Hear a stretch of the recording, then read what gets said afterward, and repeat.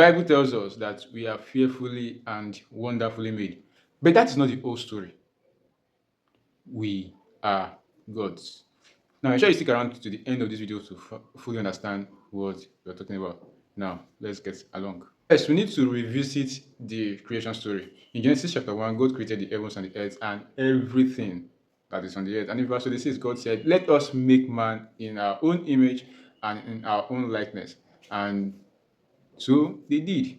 And we learned further that God molded man out of the clay of the earth, and God breathed the breath of life into that clay, and the clay became a living soul. Just take note of this fact here. When God created man, when the Bible said God created man, the Bible was talking about the clay God molded from the earth. Then God breathed his life. God breathed life into that clay, and the clay became a living soul.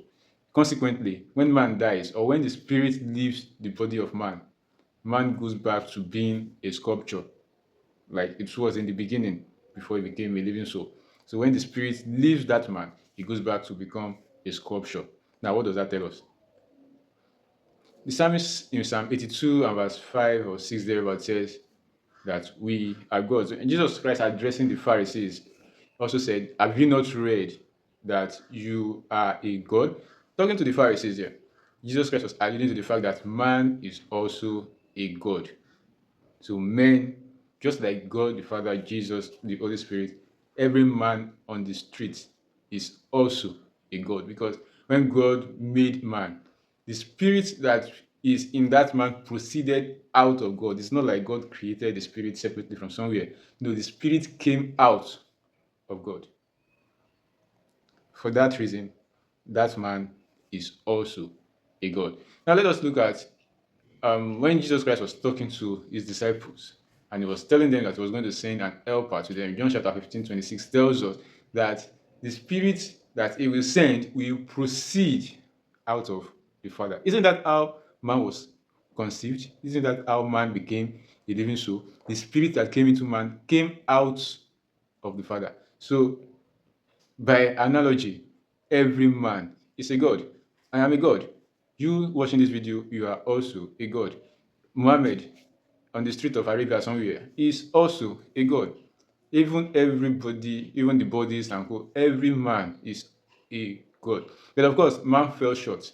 Man disobeyed God's rule, and man had to be degraded, or degraded rather, degraded to being a lesser god. Ordinarily, man should be sharing the same status with God. Now imagine this. When the Spirit of God, or when God came into the Garden of Eden after Adam and Eve had fallen to sin, it was still on his way when Adam and Eve had perceived that the voice of God is coming. So what does that tell us? That tells us that Adam, being a God, understands when another God is on his way. Understands when God is on his way. It's not like that these days, because we are fallen. We don't know except we feel it. And of course, the Holy Spirit has to be very close to us for us to feel it. But in those days, he knew that the voice of God is on his way. He knew.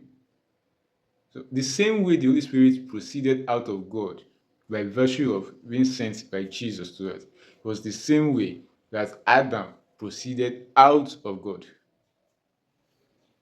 So does this not make God man an uncreated being? Because man is essentially a spirit.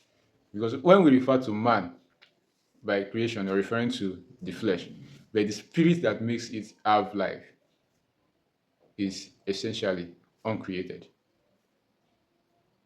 And this makes man as well an eternal being. Isn't this fascinating? But men these days are doing things not worthy of God, not worthy by a God. We need to retrace our steps and start acting like the gods that we are. Now let me know what you think in the comment section. Leave your thoughts behind. Like this video, and if you are new to this channel or you've been viewing content from this channel, you're not yet subscribed, hit the subscribe button right away. Thank you.